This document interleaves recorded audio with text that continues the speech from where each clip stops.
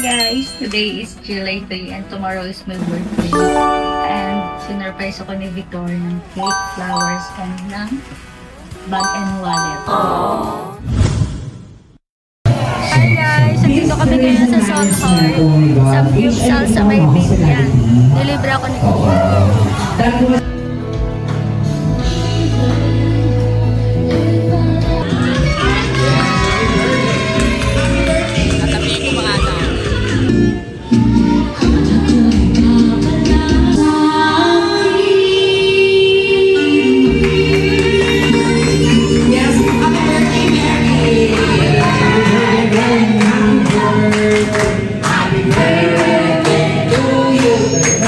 Blow na yung cake.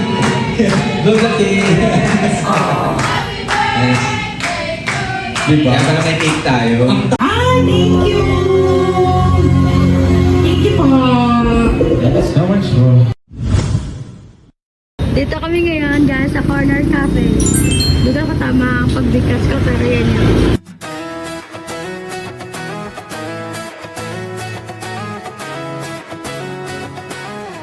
I'm with Victor. Hindi mo na, para ako, hindi ako gagawin ko. Oo. Ang galing mo yan. Gumagaling ka ng picture eh oh.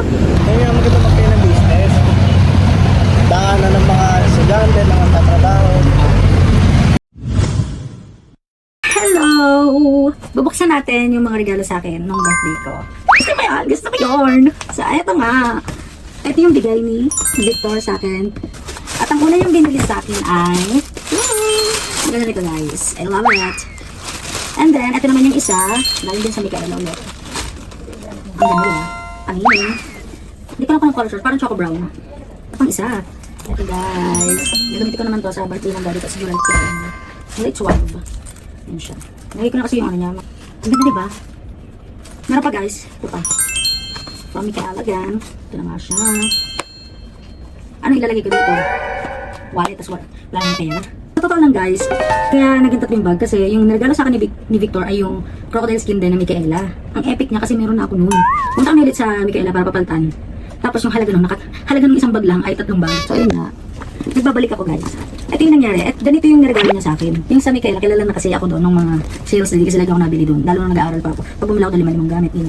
Kaya nangyari, ito yung, tinanong yung babae kung ano yung wala pa ako kasi kilala nga ako doon ng sales lady. Ang sabi niya wala pa akong ganito. Kasi alam niya ito yung meron ako. Kaya nangyari, meron akong dalawa pareho. Tapos, ang nangyari, bumili din siyang ganito para partner. O kaya nito, itong isa. Partner niya. Diba? Partner. Kaso meron na ako. Kaya yun guys, nagulat ako nagbigay sa akin ng regalo sa mismong araw ng birthday ko. Hindi ko na-expect talaga sila. This is from Angela. Ayun nga, binigyan niya ako ng Pretty Secret Milky Soft Skin na lotion. Binigyan niya ako ng, pinuksan ko na kasi ang dami itong sticker para ayaw magpabukas. Cute. Pink and light colors. Ito kasi gusto ko light colors. Ito yung pinakagusto ko. Binigyan niya ako ng sleepwear. Hindi ko lang kung saan niya in-order ko. Pero ang gusto ko talaga kasi heart, red. Eh, alam niyo naman yung aking case ay puro heart na pink. And yung mismong mga chinelas ko may heart. Oh, ito na nga example para maniwala kayo. Ito yung medyas ko. Heart, di ba? Tapos yung case ko sa phone, heart din yan. Oh, para maniwala kayo, ayun yung phone case ko. Di ba? Heart, pink.